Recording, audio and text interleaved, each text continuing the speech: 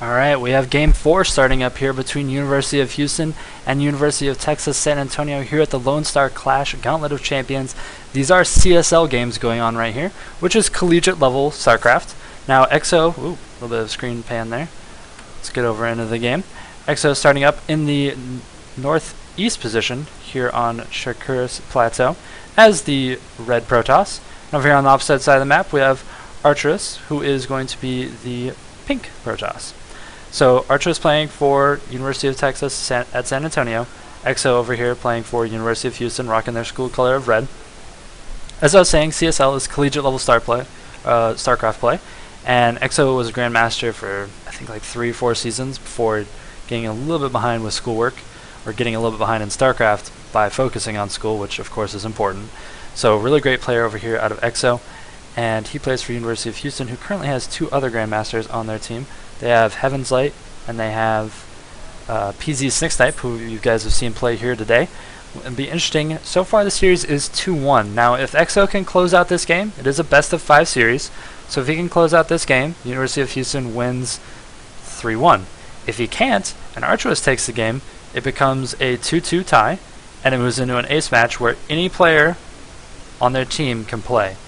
And usually you can only play the player once, but once it becomes the ace match, they can play all they want. And it looks like this probe is going to be coming out across the field. Both players scouting. Looks like they're going to scout to the correct directions at this point in time, I think. Nope, EXO is going to scout south. But does he see that probe? I don't think he might have seen it. No, I don't think he did. Okay. So he's going to continue to scout in the wrong direction, which is going to give a little bit of advantage to Archerus, but that's kind of the coin flip scenario. Which way do you go? Just gotta kind of guess. And we have Gateway. Good positioning over here out of EXO. What this does, wow, 2 Gateway. That's interesting. What this does is it lets you wall in with a Zealot right here. All types of things. If you need to, you can drop a Forge if you scout aggression really fast, and just kind of wall in back here. If there's like a 2-gate proxy, which actually really isn't uncommon on Shakuros. 2-gate proxies are really common in PvP when it becomes a positioning issue of you know that the opponent is going to be within the set area. I am streaming, Snicks. I don't know why people are messaging me about streaming. And we have a Zealot warping in over here, Cybernetics Core finishing up, EXO getting in here, seeing that there is only 1 gas. Okay, sees the second gas starting up, so he knows it's 2 gas, so it's not a 4-gate, or at least a traditional 4-gate. He also saw the energy on that Nexus. Saw that it was pretty low, so chrono boosts have been being used. That's really something you need to watch for in PvP. When you see chrono boosts going out, or that's fine as long as they're not going on the warp gate. If you see a big pool and the cybernetics core is just finishing, you know it's probably going to be a 4-gate. Also, another tell is that second gas. So looking for both of those in your PvP is really important when you're trying to determine what your opponent is going to be doing. And EXO, of course, focused pretty well on economy, and now chrono boosted out 2 stalkers. Picking off the probe heading across the map here. His own probe running away from the stalker that was at the top of the hill over here for Archerus, and looks like he might try and poke in and do some damage. EXO scouting around his base, really good call to do, checking to see if there's any proxy pylons at this point in the game, because that could put him pretty far behind, where he feels like he's in a pretty solid position. He went with a more aggressive build, so he can do a lot more damage, but we'll have to see. Second stalker just arriving as EXO moves up, and he's going to be forced to run away with his tail between his legs. Probe taking the middle of the map, getting vision. EXO will be able to see any aggression coming back across the field. Meantime, Archer is just going to chill at the top of this ramp. He is producing a sentry, just now finished. Another sentry coming along, so he's going to be able to halt gateway aggression pretty well here for a little bit. And EXO looks like he's moving into Twilight Council, so he's going for Blink Stalkers, which is a pretty good choice on this map. There's a lot of area to blink up, but Archer is preparing ahead of time, dropping pylons in positions where blinks are very common. Very good call there.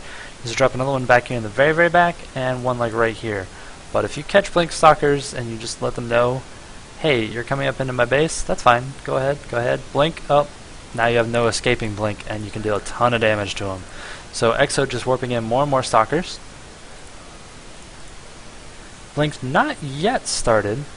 Doesn't quite have enough gas. Should be starting here in just a second once he gets up to, there we go, 150, 150. Blink started. Chrono immediately. Good macro there out of EXO. Now, Protoss versus Protoss becomes kind of a joke sometimes of whoever expands first loses. So that's why you see like these really heavy builds on one base in Protoss versus Protoss, in case you're new to the StarCraft scene or a lower league. Really expanding is really, really dangerous in Protoss versus Protoss. So you need to be really careful, and in these positions where they are right now, they're just going to keep moving into more and more tech. And it looks like Archwist is also going for 3-gate Blink Stalker, but just a different path. He went with a Robo Facility first, where now Exo is just getting his. His Blink will finish first, and he will have an Observer later. So that's a trade-off here between these two builds. Exo moving around the map, being pretty active, warping in a pylon here on the upper ground at between the 3rd and the 4th, really. And he is now piling up Stalkers. Looks like he's going to go the back route. He's going to knock down some rocks, so he doesn't have to waste time blinking up there. It's a good call by him. Stalkers actually knock down rocks pretty fast since it's destructible. This Observer is going to be like, oh hey, you guys are working on those rocks, huh? You'll probably be blinking in the back of my base in a minute. Alright, nice to see you. I'm going to move over here. And so now there's going to be some repositioning. Yeah, there we go. Some Stalkers over here. An Immortal was boosted out. Is out on the field. Immortals are really good versus Stalkers. So that's why he is out on the field. He's there to kind of say like, no, don't do it. Get out of my base. And expansion. Wow, most of the way done over here for Archwist.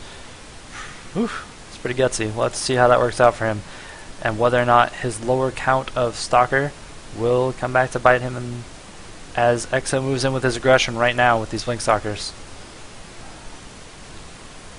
Big blink up. He's going to try and focus a little bit on that Twilight Council. Getting one Stalker for nothing so far.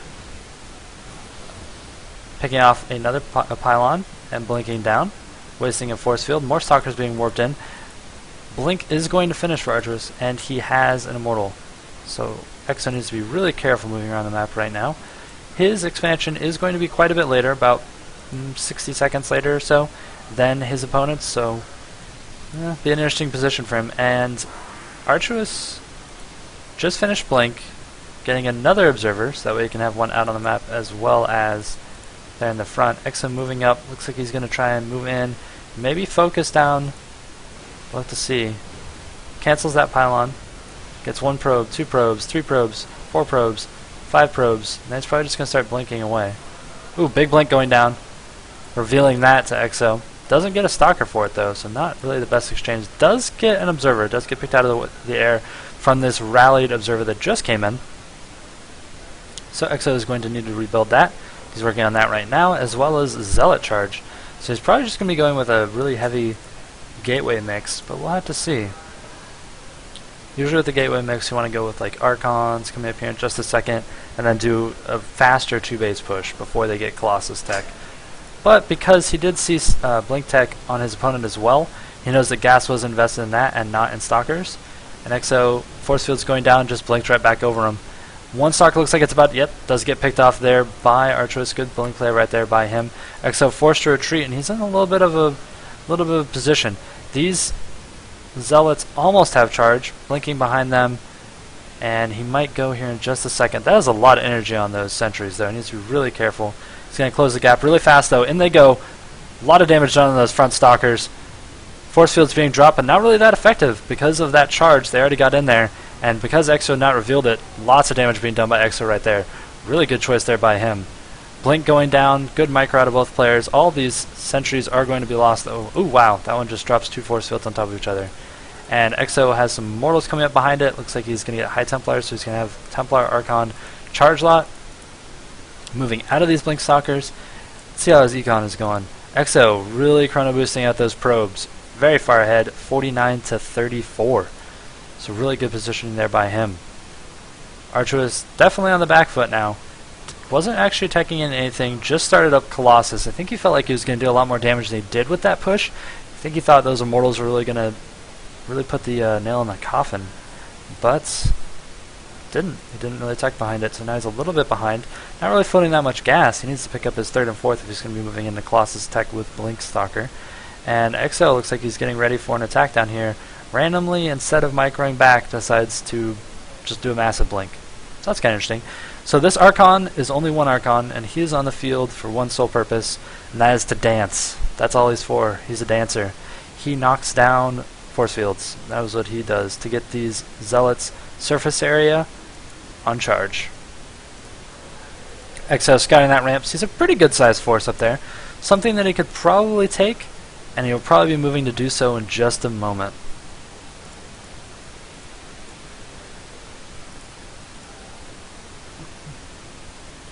Yep, here it comes. Alright, Exo, let's see what you can do. Archon, dance your heart out. Knock down those force fields. Oh, there's two Archons now. They have partners. There they go, positioning to the front. Oh, good pick off there. It does get that observer.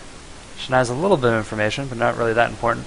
Archons moving in the front, taking a bunch of damage. Force fields drop, not doing anything because they're on top of the Archons. Good blink up there by Exo, moving over to the side so that way his Zealots can still charge in. And I think this is going to swing decisively in Exo's favor as these two Immortals are just in the back, destroying all of those Stalkers. And game number 4 does go to University of Houston, which means that they win this series versus University of Texas San Antonio. Well-fought battles between both sides. This was Lokazi casting for you. You can see my social media there. I'm on Lokazi on YouTube, Twitch, Facebook, and Lokazi SC on Twitter.